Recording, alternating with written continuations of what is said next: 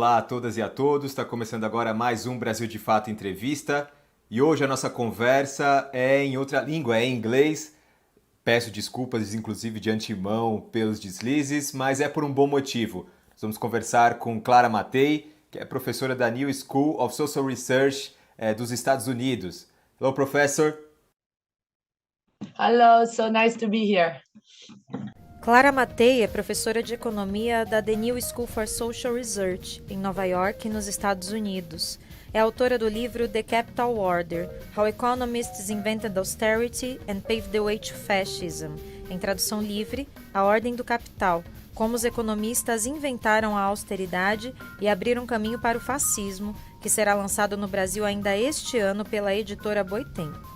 Thank you for accepting the invitation. I saw that you spent 10 years writing the book that was born of your PhD thesis. So how and when did you decide to go deep in this subject? It all started when I was living through the Mario Monti years of great austerity in Italy. He came to power after the sovereign debt crisis in our country, and I was studying, and I, of course, was living on my own skin, like the majority of people around the globe still today do, the effects of austerity. So the defunding of public education, the defunding of health. I saw people in Italy get poorer and poorer visibly. And it was a country in which we did not have people in the streets. The streets started becoming full of people who did not have homes anymore. The work is a work in historical political economy. So it's based on primary sources. It's based on the reconstruction of the past through a new lens by looking at these materials that have not been published yet. But the reason was that the type of debate about austerity that was happening in the media, in public policy, even amongst left-wing movements, was a debate that was very dissatisfactory because it was very apolitical. They transformed austerity in this technical tool to manage the economy, and the conversation was all about whether austerity was working or not to balance the budget and boost growth. And it was a debate that had no way out, and it was very not very useful to understand why austerity kept emerging, even if clearly it was not producing growth and it was not helping to solve the debt problem. So this is why the historical study is very important, because it gives us a lens, the lens of class analysis, that was instead missing from contemporary economic debates, which were very technocratic. So the attempt here is to look at what happened 100 years ago, to show how austerity has a very clear political logic, which is that of preserving all of us in a situation of precariousness, of market dependence, thus disempowering the majority in order for the system to protect itself for capital order, the title of the book, The Capital Order, to maintain itself intact. And this is only visible, I think, if you look at history, because it's in a moment in which capitalism was thoroughly contested after the First World War, that we really see how austerity operated as a counteroffensive used by the elite to foreclose any alternatives to our system. Yes. You introduced us into the book talking about several economic and political crises in countries around the world. Since that this crisis and austerity was intrinsic to our modern society, in the last years, again, we saw a crisis of neoliberalism all around the world. I will say something that people from the beginning of the last century already said. The economic model doesn't fit anymore, right? Yes, absolutely. We are in another moment in which people are not believing in the system, I think. And this is why, in fact, austerity is back with a vengeance, and not only in Brazil, but I live in the United States. The reason why the Fed, the Federal Reserve Bank, the central bank in the United States, is raising interest rates is because the majority of people are not going back to work. We have many American workers, 46 million in 2022, who left their jobs because they're sick of being exploited and because they see that the system is not working for them, but it's working for a very small few who constantly enrich themselves. So it is in this situation in which austerity needs to come back to convince us that actually, no, we are the ones who are wrong and there is no other way out but to impose sacrifice on the working people and ultimately to cut wages in order to attract investors' confidence. And capital seems to try to re-stabilize and preserve himself all the time. So even if it's a crisis, the banks, all the system, even liberal governments still try to protect it, right? Absolutely. But this, I think, is a message of hope that emerges out of taking history seriously, is that capital is not fixed. It's not a given. And it's not a thing, it's not an object. It's actually a social relation, and the social relation being the majority accepting their condition of being selling their capacity to work for a wage. This social relation is not in any way static, it's dynamic, and it can also be subverted. So it's actually the reality is that the capital order is very fragile, and this is why austerity is so important to it, because it protects it from all these demands for social change that keep emerging. So the message here is that we need to know how the ruling class operates in order to preserve an unjust system. We need to stop idealizing capitalism as a system that can be reformable and flexible to incorporate our needs, to realize that capitalism has rigid limits. The limit is that it's a system that grows, produces only for profit.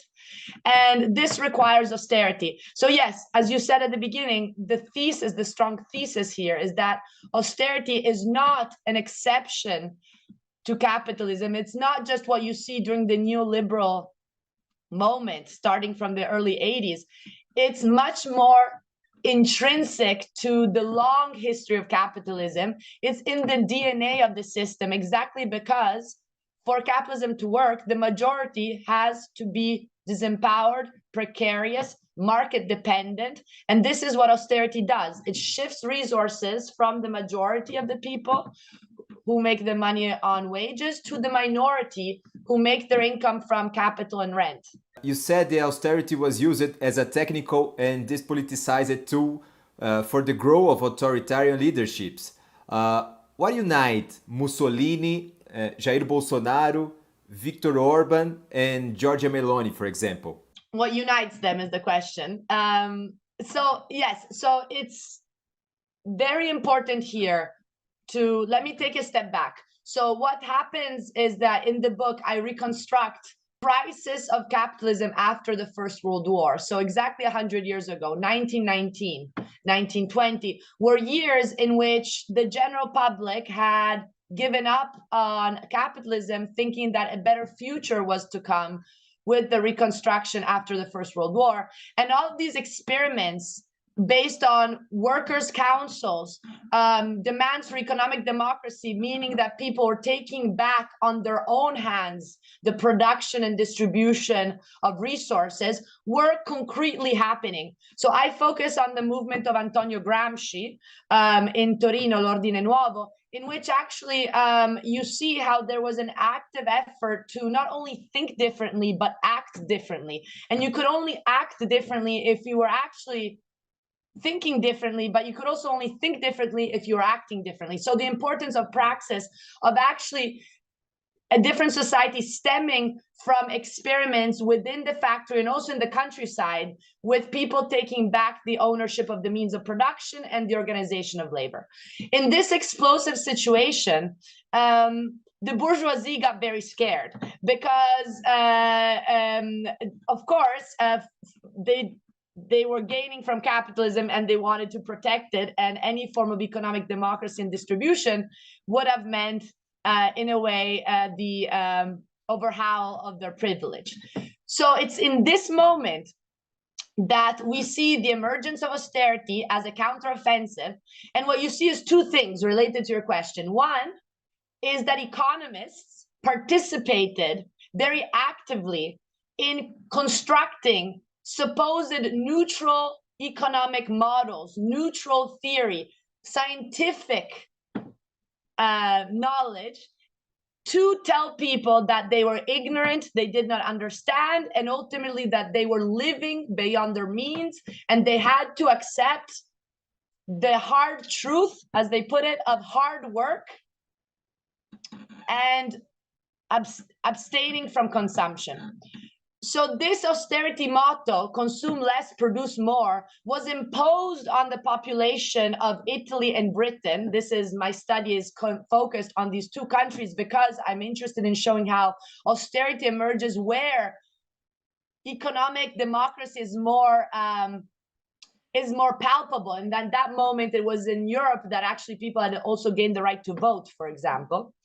But what you see is that economists and governments ally, their economists are called to the government to help impose on the population this treatment of austerity. And austerity came in a variety of forms. It was not just cuts in the expenditure. It was, first of all, cuts in social expenditure.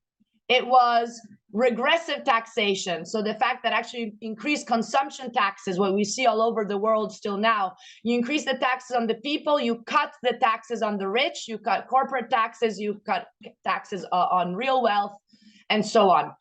Austerity was about increasing interest rates. So again, what we see today, so this is monetary austerity. And finally, austerity was about what I call industrial measures, meaning direct attacks on unions, privatization, deregulation of labor, and wage suppression. So this austerity trinity, fiscal, monetary, industrial, was imposed on the population, also thanks to economists who are saying this is the right way forward, and we tell you because we are the experts and we are objective.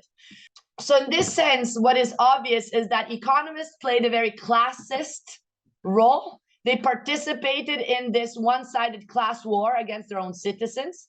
And this could be done differently in the sense that we see that in Great Britain, we saw a liberal democracy use austerity against its own people, which increased unemployment and thus disciplined workers. Workers had to end their strikes, go back to work with a much lower wage and in worse conditions. In Italy, going back to your point, we see that it was actually Benito Mussolini, the founder of fascism, who was the most efficient implementer and student of austerity. So in this sense, Mussolini came to power not through a coup, but through election, just like Giorgia Meloni today and Orban today, but with an explicit intention to impose austerity. So it was telling people, do not worry, we will get Italian citizens to stop striking, stop complaining, and go back to work. Now, I think what we see today is that a lot of these quote unquote authoritarian, para-fascist politics emerge slightly differently, emerge because people are upset about austerity, and austerity has won over them to the point that there's no classes anymore. People think they're individuals, and this is a typical message of austerity: is there are no classes, there's no antagonism, it's only individuals, and actually it's the entrepreneurs who lead the economic machine, not the workers.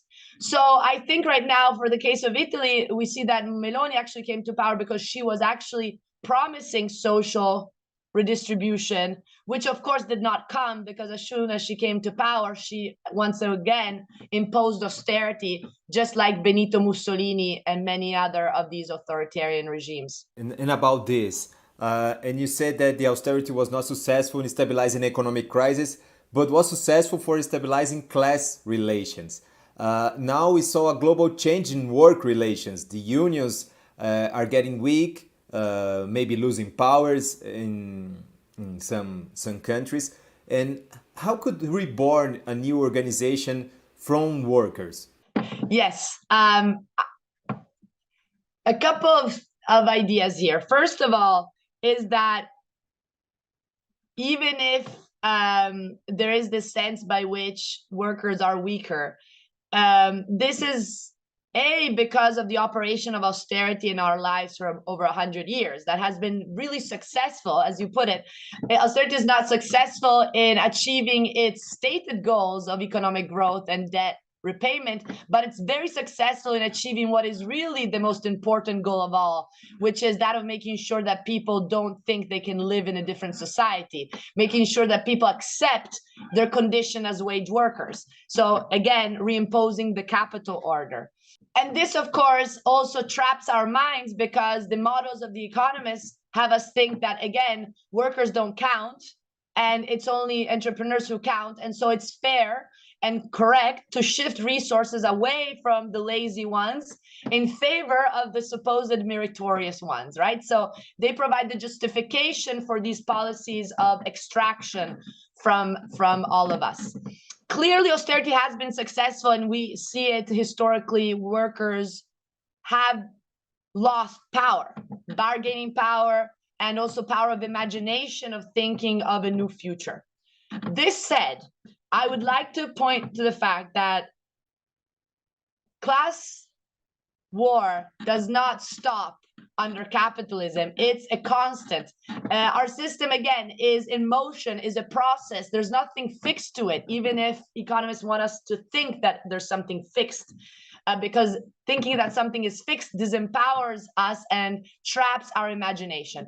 So I would like to say that, of course, there's a whole reason why workers are not doing very well in this historical moment, but not for nothing. There's also a lot of new, fresh mobilization. In the United States, for example, it's actually the service sector, people in restaurants, in hotels, in these areas where usually workers have been very precarious and very individualized, who are now unionizing. Starbucks, Amazon, Chipotle. And this is scaring a lot the ruling classes. So I would say that we are in a moment, in fact, in which there is, again, some form of turmoil. Of course, it's not the revolutionary spirits of 100 years ago, but there are a lot of demands to break away. So to go to what your question is, that I do feel very hopeful. I was just in South Africa presenting the book, and I met with activists in the townships. The townships in South Africa is a place where apartheid is still real in terms of economic disenfranchisement. However, there's a lot of energy on the ground, a lot of people, that young generations who have left the old categories and are thinking anew. And I think what is important for us to move forward is to give space to these initiatives, which are all about gaining back independence and self-sufficiency. So breaching the main trap we're in, which is market dependence. What do I mean by market dependence? I mean that all of us, the majority of us, in order to make a living, have to have money in our pockets. If you want to eat, you got to buy something at the supermarket. If you want to live, you got to pay your rent. If you want to go get cured, you need to pay for the doctors. If you want to go to school, a lot of time you have to pay. So this is the outcome of austerity, which commodifies all aspects of our lives so that we become more powerless. Now, I think the first mission here is actually to be able to gain back our power from organizing through councils, through neighborhoods, through local activity, ways of producing and distributing on our own, so that we don't depend on wages coming from capitalists, and we don't spend our money in supermarkets so that everything just leaves as soon as it comes into our household. We need to keep the resources within our community. And I think, this is a very first important step to get people involved in organizing, collaborating, and realizing that it's not enough to just go vote at elections. Voting at elections is a very superficial act. It's something that keeps this economic servitude alive. So we need to breach and combat economic servitude. And this will show us how it's a first step in a much more ambitious project, which is much more than social democracy. It's actually the overturn of wage relations as such. And again, I think this is happening. It's happening in the townships. I was there very early on. It's happening in Chile, where councils are strong. I think it's happening everywhere. The point is that the media doesn't talk about it, but it's enough to be involved, go in the streets, meet your neighbor, to see that these realities exist. And it's the reason why austerity is there to stop these processes. But we need to fight against it. Bringing the conversation here from Brazil, the idea of having a high primary budget is the main debate in Brazil nowadays.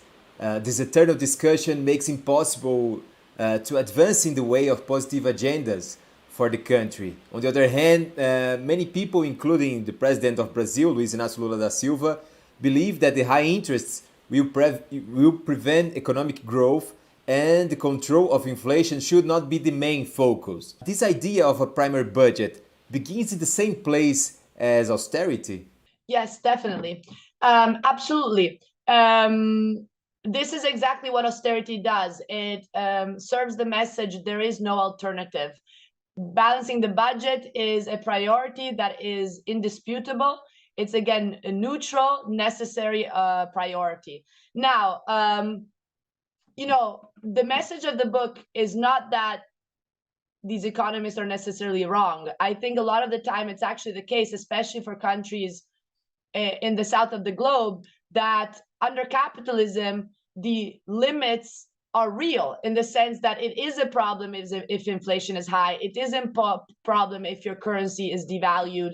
But this speaks to the economic violence that is very structural to the system. This is why the solution is not just to try to patch up with some reforms our system, because in fact, the chokehold is strong. And it is the case that under capitalism, we do depend on investors' confidence in order for the economy to grow.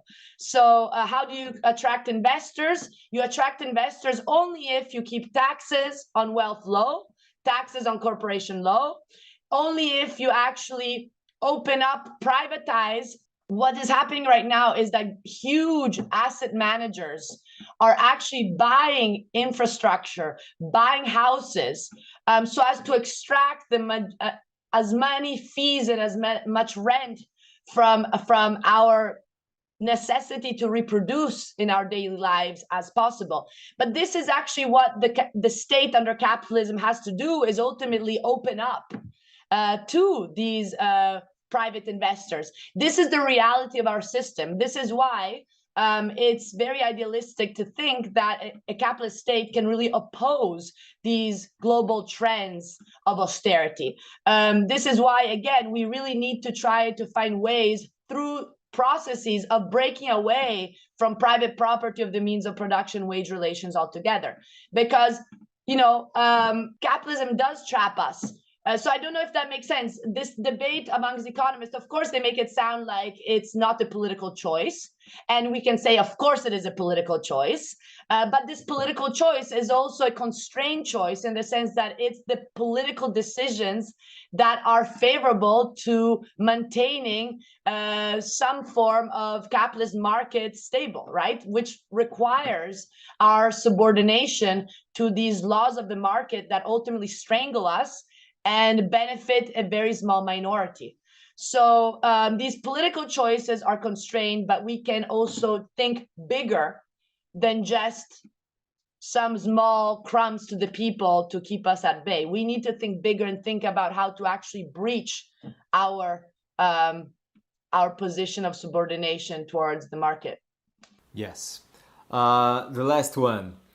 Here in Brazil in 2016, the government, not elected by the people, for the people, by the way, created a fiscal anchor, which is known as teto de gastos, something like a spending ceiling in a literal translation.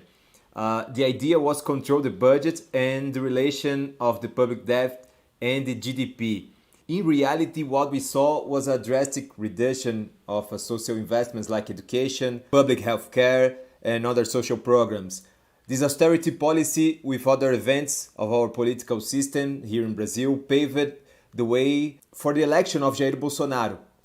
Movements like this could be a new rule for the advance of extreme right-wing parties. Yes. So this again speaks to the fact that austerity is no mistake. You know, a lot of people on the left say, oh, austerity is just bad economics, it's a mistake. No, unfortunately, it's not a mistake.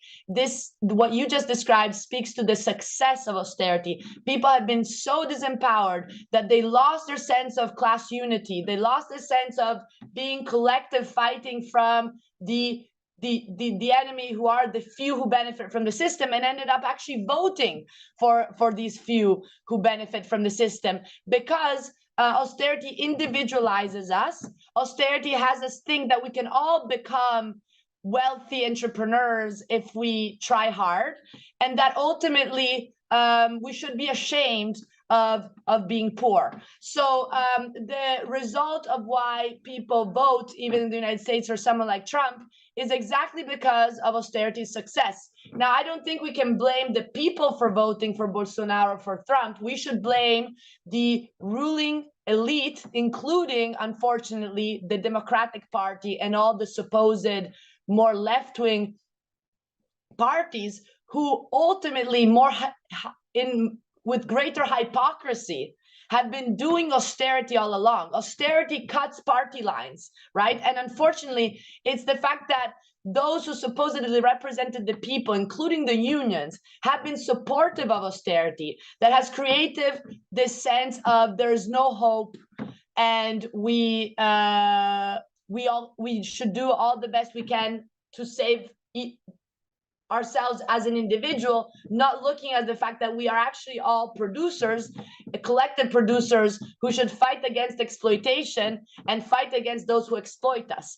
So it's only, I think, by really recreating the sense of class cohesion and building on class formation that we can break away from the trap of people thinking that authoritarian regimes will save us. They will not save us, but neither will the democratic parties a la Biden, who are, again, defunding all the social sectors everywhere. Professor Clara, thank you for this conversation.